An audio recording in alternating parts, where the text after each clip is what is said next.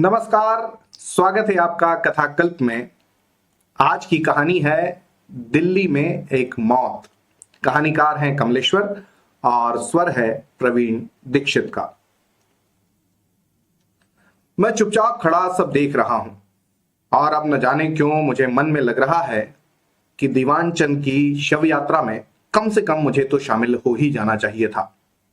उनके लड़के से मेरी खासी जान पहचान है और ऐसे मौके पर तो दुश्मन का साथ भी दिया जाता है। सर्दी की वजह से मेरी हिम्मत छूट रही है, पर मन में कहीं शव यात्रा में शामिल होने की बात भीतर ही भीतर कौंच रही है।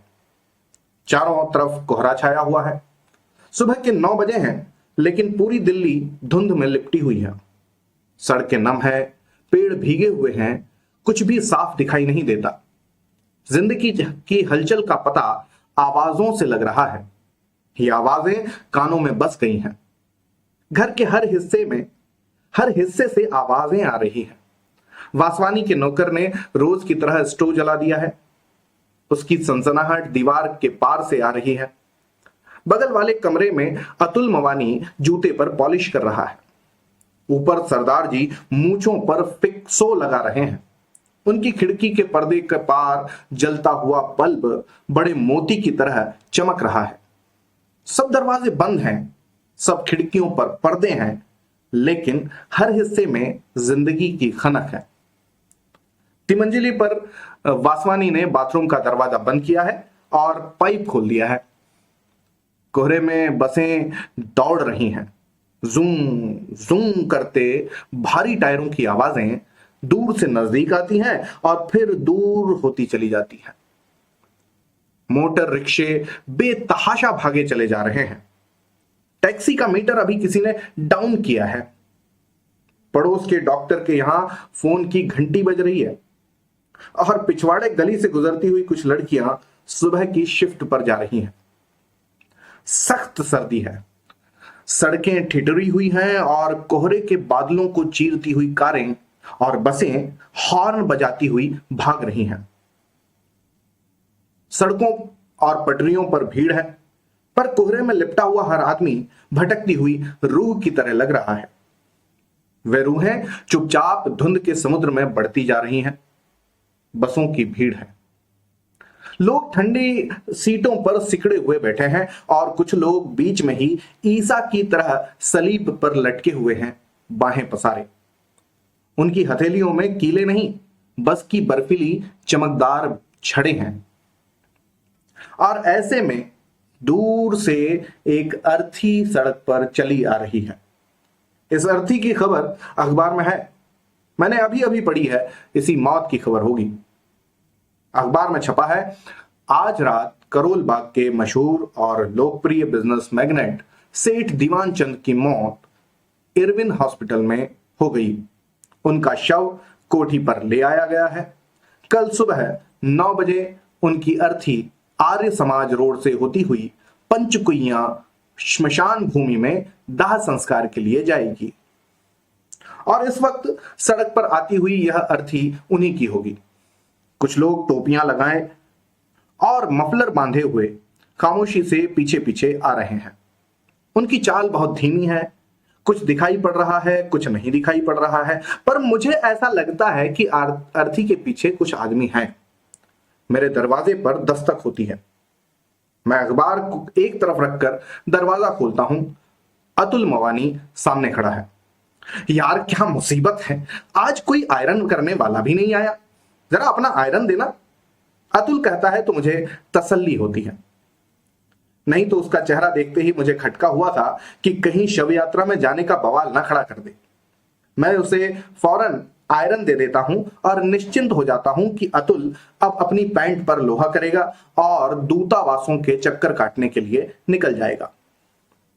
जब से मैंने अखबार में सेठ दीवान चंद की मौत की खबर पढ़ी थी, मुझे हर क्षण यही खटका लगा था कि कहीं कोई आकर इस सर्दी में शव के साथ जाने की बात ही न कहते।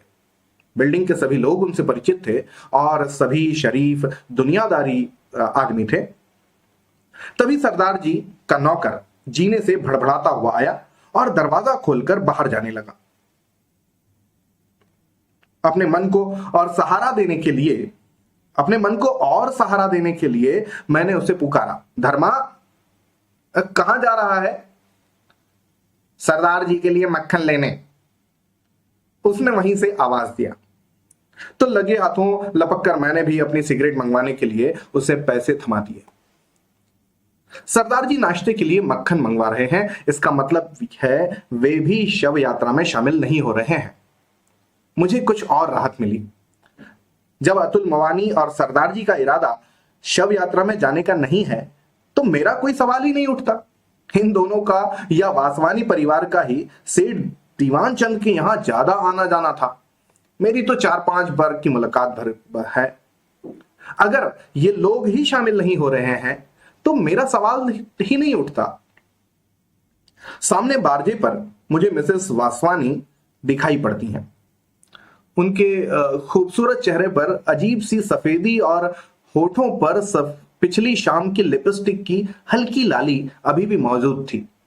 गाउन पहने हुए ही वे निकली हैं और अपना जूड़ा बांध रही हैं। उनकी आवाज सुनाई पड़ती है, डार्लिंग जरा मुझे पेस्ट देना प्लीज। मुझे और राहत मिलती है। इसका मतलब है कि मिस्टर वासवानी भी मैयत में शामिल नहीं हो रहे हैं। दूर आर्य समाज पर वह अर्थी बहुत आहिस्ता आहिस्ता बढ़ती आ रही है। अतुल मवानी मुझे आयरन लौटाने आता है। मैं आयरन लेकर दरवाजा बंद कर लेना चाहता हूं पर वह भीतर आकर खड़ा हो जाता है और कहता है, तुमने सुना? अरे दीवान चंद जी की कल मौत हो गई है। हाँ, मैंने अभी अखबार में पढ़ा है। मैं सीधा सा जवाब देता हूं ताकि मौत की बात आगे न बढ़े। अतुल मवानी के चेहरे पर सफेदी झलक रही है। वह शेव कर चुका है। वह आगे कहता है, बड़े भले आदमी थे दीवान चंद। यह सुनकर मुझे लगता है कि अगर आप बात आगे बढ़ गई तो अभी शव यात्रा में शामिल होने की नैतिक जिम्मेदारी हो जाएगी। इसलिए मैं कहता हूं, तुम्हारे उसका काम का क्या हुआ? बस मशीनें आने भर की देर है भाई। हाँ, आते ही अपना कमीशन तो खड़ा हो जाएगा। यह कमीशन का काम भी बड़ा बेहुदा है यार, पर क्या किया जाए। 8-10 महीने मेरे थ्रू निकल गई तो अपना बिजनेस शुरू कर दूंगा। अतुल मवानी कह रहा है, भाई शुरू में जब मैं यहां आया था तो दीवान चंद जी ने बड़ी मदद की थी मेरी। उन्हीं की वजह से कुछ काम धाम मिल गया था। लोग बहुत मानते थे उन्हें। फिर दीवान चंद का नाम सुनते ही मेरे कान खड़े हो जाते हैं। तभी खिड़की से सरदार जी सिर निकालकर पूछने लगते हैं, मिस्टर मवानी अब कितने बजे चलना है यार? वक्त तो 9 बजे का था। शायद सर्दी और कोहरे की वजह से कुछ देर हो जाए, वह कह रहा है। और मुझे लगता है कि यह बात शव यात्रा के बारे में ही है। सरदार जी का नौकर धर्मा मुझे सिगरेट देकर जा चुका है और ऊपर मेज पर चाय लगा रहा है। तभी मिसेस वासवानी की आवाज सुनाई पड़ती है, मेरे ख्याल से प्रमिला वहां जरूर आएगी, है ना? क्यों डार्लिंग? पहुंचना तो चाहिए, तुम जरा जल्दी तैयार हो जाओ। कहते हुए मिस्टर वासवानी बारजे से गुजर गए हैं। अतुल मुझसे पूछ रहा है, भाई शाम को उधर कॉफी हाउस की तरफ आना होगा क्या? शायद चलाऊं। कहते हुए मैं कंबल लपेट लेता हूं और वह वापस अपने कमरे में चला जाता है। आधे मिनट बाद ही उसकी आवाज फिर से आती है, और भाई बिजली आ रही है क्या? मैं जवाब देता हूं, हाँ आ रही है भाई। मैं जानता हूं कि वह इलेक्ट्रिक रॉड से पानी गर्म कर रहा है, इसीलिए उसने यह पूछा है। पॉलिश बूट पॉलिश वाला लड़का हर रोज की तरह अदब से आवाज लगाता है और सरदार जी उसे ऊपर पुकार लेते हैं। लड़का बाहर बैठकर पॉलिश करने लगता है और वह अपने नौकर को हिदायतें दे रहे हैं, और भाई खाना वाना ठीक 1 बजे लेकर आना, पापड़ भून कर लाना है, और वो सलाद भी ले आना भाई। मैं जानता हूं सरदार का जी का नौकर कभी वक्त से खाना नहीं पहुंचाता और ना उनके मन की कोई चीज पकाता है। बाहर सड़क पर कोहरा अभी भी घना है। सूरज की किरणों का पता नहीं है। कुलचे छोले वाले वैष्णव ने अपनी रेडी लगाकर खड़ी कर ली है। रोज की तरह वह प्लेटें सजा रहा है। उनकी खनखनाहट की आवाज आ रही है। 7 नंबर की बस छूट रही है। सूलियों पर लटके ईसा उसमें चले जा रहे हैं और क्यू में खड़े और लोगों को कंडक्टर पेशगी टिकट बांट रहा है। हर बार जब भी वह पैसे वापस करता है तो रेजगारी की खनक यहां तक आती है। धुंध में लिपटी रूहों में के बीच काली वर्दी वाला कंडक्टर शैतान की तरह लग रहा है और अर्थी अब कुछ और पास आ गई है। नीली साड़ी पहन लूं क्या? मिसेज वासवानी ने पूछा। वासवानी के जवाब देने की घुटी घुटी आवाज से लग रहा है कि वह टाई की नॉट ठीक कर रहा है। सरदार जी के नौकर ने उनका सूट ब्रश से साफ करके हैंगर पर लटका दिया है और सरदार जी शीशे के सामने खड़े पगड़ी बांध रहे हैं। अतुल मवानी फिर मेरे सामने से निकला है। पोर्टफोलियो उसके हाथ में है। पिछले महीने बनवाया हुआ सूट उसने पहन रखा है। उसके चेहरे पर ताजगी है और जूतों पर चमक। आते ही वह मुझसे पूछता है, अरे तुम नहीं चल रहे हो क्या? और मैं जब तक पूछूं कि कहां चलने को वह पूछ रहा है, वह सरदार जी को आवाज लगाता है, ओ आइए सरदार जी, अब देर हो रही है। अरे 10 बज चुका है। 2 मिनट बाद ही सरदार जी तैयार होकर नीचे आते हैं कि वासवानी ऊपर से मवानी का सूट देखकर पूछता है, ओ ये सूट किधर से लवाया? अरे उधर खान मार्केट में। बहुत अच्छा सिला है यार, टेलर का पता हमें भी देना है। फिर वही वह अपनी मिसेस को पुकारता है, अब आ जाओ डियर। अच्छा मैं नीचे खड़ा हूं, तुम आ जाओ। कहता हुआ वह भी मवानी और सरदार जी के पास आ जाता है और सूट को हाथ लगाते हुए पूछता है, लाइनिंग इंडियन है? इंग्लिश। हाँ, बहुत अच्छा फिटिंग है। कहते हुए वह टेलर का पता डायरी में नोट करता है। मिसेस वासवानी बारजे पर दिखाई पड़ती हैं। अर्थी अब सड़क पर ठीक मेरे कमरे के नीचे है। उसके साथ कुछ एक आदमी हैं, 1-2 कारें भी हैं जो धीरे धीरे रेंग रही हैं। लोग बातों में मशगूल हैं। मिसेस वासवानी जूड़े में फूल लगाते हुए नीचे उतरती हैं तो सरदार जी अपनी जेब का रुमाल ठीक करने लगते हैं और इससे पहले कि वे लोग बाहर जाएं, वासवानी मुझसे पूछता है, आप नहीं चल रहे हैं? आप चलिए, मैं आ रहा हूं, मैं कहता हूं, पर दूसरे ही क्षण मुझे लगता है कि उसने मुझसे कहां चलने को कहा है। मैं अभी खड़ा सोच ही रहा हूं कि वे चारों घर के बाहर हो जाते हैं। अर्थी कुछ और आगे निकल गई है। एक कार पीछे से आती है और अर्थी के पास धीमी होती है। चलाने वाले साहब शव यात्रा में पैदल चलने वाले एक आदमी से कुछ बात करते हैं और कार सर से आगे बढ़ जाती है। अर्थी के साथ पीछे जाने वाली दोनों कारें भी उसी कार के पीछे सरसराती हुई चली जाती हैं। मिसेस वासवानी और वे तीनों लोग टैक्सी स्टैंड की ओर जा रहे हैं। मैं उन्हें देखता रहता हूं। मिसेस वासवानी ने फर कॉलर डाल रखा है और शायद सरदार जी अपने चमड़े के दास्ताने पहने हैं और वे चारों टैक्सी में बैठ जाते हैं। अब टैक्सी इधर ही आ रही है और उसमें से खिलखिलाने की आवाज मुझे सुनाई पड़ रही है। वासवानी आगे सड़क पर जाती अर्थी की ओर इशारा करते हुए ड्राइवर को कुछ बता रहा है। मैं चुपचाप खड़ा सब देख रहा हूं और अब न जाने क्यों मुझे मन में लग रहा है कि दीवान चंद की शव यात्रा में कम से कम मुझे तो शामिल हो ही जाना चाहिए था। उनके लड़के से मेरी खासी जान पहचान है और ऐसे मौके पर तो दुश्मन का साथ भी दिया जाता है। सर्दी की वजह से मेरी हिम्मत छूट रही है, पर मन में कहीं शव यात्रा में शामिल होने की बात भीतर ही भीतर कौंच रही है। उन चारों की टैक्सी अर्थी के पास धीमी होती है। मवानी गर्दन निकालकर कुछ कहता है और दाहिने से रास्ता काटते हुए टैक्सी आगे बढ़ जाती है। मुझे धक्का सा लगता है और मैं ओवरकोट पहनकर चप्पलें डालकर नीचे उतर आता हूं। मुझे मेरे कदम अपने आप अर्थी के पास पहुंचा देते हैं और मैं चुपचाप उसके पीछे पीछे चलने लगता हूं। 4 आदमी कंधा दिए हुए हैं और 7 आदमी साथ चल रहे हैं। 7वां मैं ही हूं और मैं सोच रहा हूं कि आदमी के मरते ही कितना फर्क पड़ जाता है। पिछले साल ही दीवान चंद ने अपनी लड़की की शादी की थी तो हजारों की भीड़ थी। कोठी के बाहर कारों की लाइनें लगी हुई थी। मैं अर्थी के साथ साथ लिंक रोड पर पहुंच चुका हूं। अगले मोड़ पर ही पंचकुइया श्मशान भूमि है। और जैसे ही अर्थी मोड़ पर घूमती है, लोगों की भीड़ और कारों की कतार मुझे दिखाई देने लगती है। कुछ स्कूटर भी खड़े हैं। औरतों की भीड़ एक तरफ खड़ी है। उनकी बातों की ऊंची ध्वनियां सुनाई पड़ रही हैं। उनके खड़े होने में वही लचक है जो कनॉट पैलेस के में दिखाई पड़ती है। सभी के जूड़ों के स्टाइल अलग अलग हैं। मर्दों की भीड़ से सिगरेट का धुआं उठ उठकर कोहरे में घुला जा रहा है और बात करती हुई औरतों के लाल लाल होठ और सफेद दांत चमक रहे हैं और उनकी आंखों में एक गुरूर है।